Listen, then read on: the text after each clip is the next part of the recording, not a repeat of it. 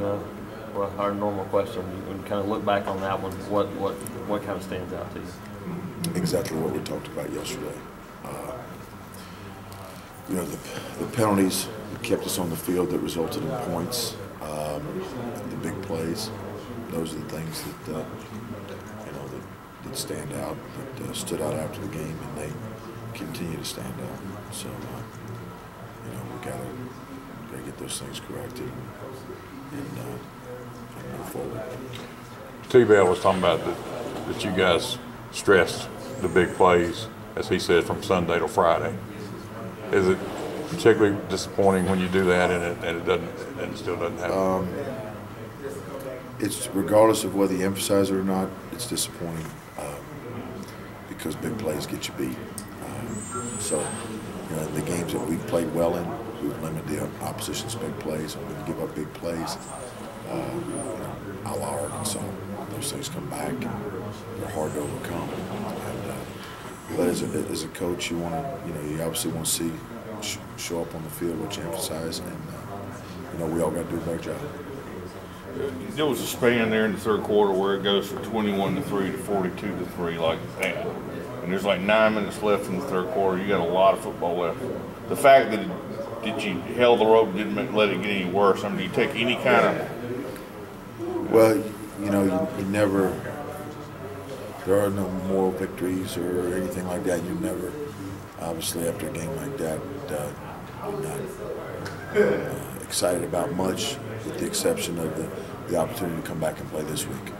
And at the same time, just like when you win, there's things that people may not see because winning masks a lot of things.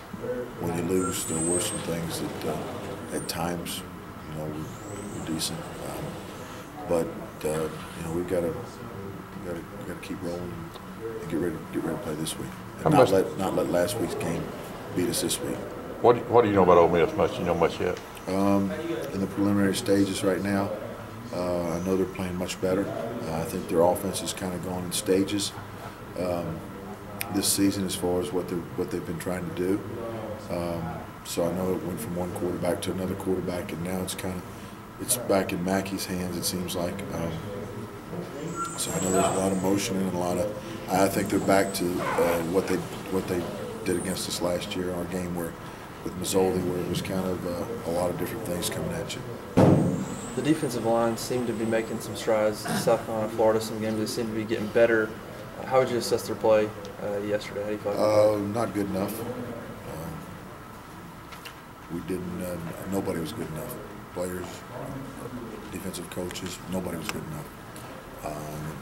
But there's some individual things where you see some things, but overall we gotta get better and gotta get back on track. We're showing up with more negative yardage plays and things of that nature. How good is that LSU team? I think they're a very good football team, and certainly a lot of that credit goes to them. They were a good team, and that's why they're ranked where they're ranked. You've been around and been through just about every kind of game. How do you have a way that when there's a real disappointment like that, how you deal with it personally and move on? Philip, in this profession, the lows of losing are a lot lower than the highs of winning, and the lows can stay with you longer than the highs can stay high. But at the same time, if you as a coach allow yourself to fall into that pit, then it trickles down to your players, so you can't do that. We've addressed it, we've cleaned it up, and now it's time to move on and get ready for Ole Miss because, this is a game that we desperately need to win.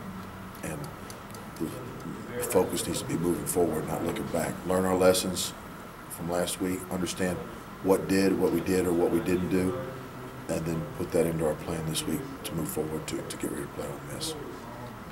How tough is it to address like face mask penalties when it's kind of an effort thing, but how do you kind of go, because those are kind of the things that have been really, especially the last couple of weeks. Yeah, on the first drive we got one that we gave them 15 more yards of offense, and then the one would have been 3rd and 13, but it went to a first down because of that.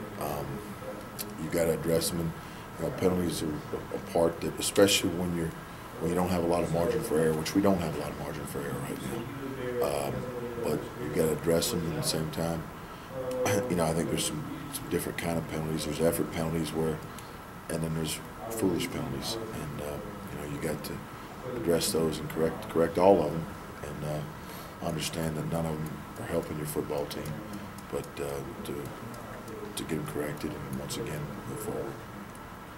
This question's kind of left field, but there aren't many seniors on this team, and Drew Cole is one of them. This is Ole Miss week, which is where he's from, and I know he doesn't play much, but like, what's his role right now, and what can you tell me about him and what you've coaching in the last 3 years? Well, I'll tell you, he's a kid that tries to do everything right, and a guy that's totally committed to our football team that I have a lot of respect for, and I'm awful glad he's with us.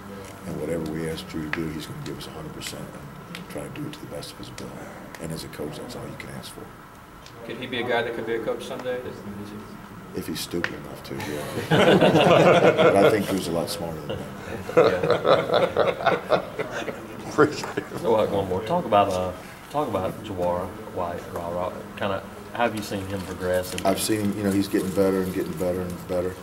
You know, he's been through some tough things these last couple of weeks with, you know, some tragedies in his personal life.